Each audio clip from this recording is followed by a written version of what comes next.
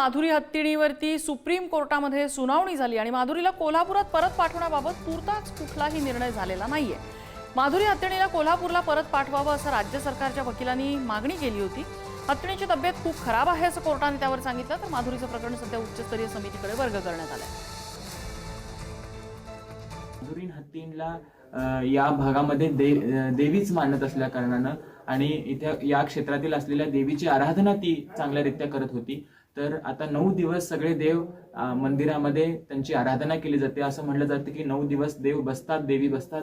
तर अशाच पद्धतीनं ती देखील तिच्या मूळ स्थानाला 9 दिवसासाठी लवकर परत यावं आणि चिरकालपर्यंत ती या भागात राहून लोकांच्या भावना आणि तिच्या भावनांनाही आनंद निर्माण होत राहो, तिचे स्वास्थ्य अनुकूल या पद्धतीनं सगळ्याच गोष्टीची काळजी वंतारा इथे घेण्याचे कबुली त्यांनी दिलेले आहे।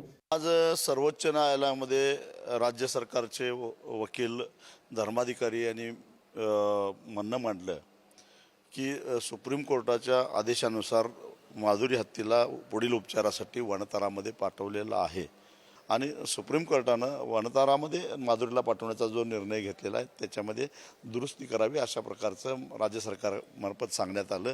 त्याला वणतारानं सहमती दाखवली, नांदणी मठानंही सहमती दाखवली आणि त्याच्यानंतर सुप्रीम कोर्टानं माधुरी हत्तीणीच्या आरोग्याची काळजी घेऊन हाय पॉवर कमिटीनं योग्य तो निर्णय घ्यावा अशा प्रकारचा आज निर्णय दिला।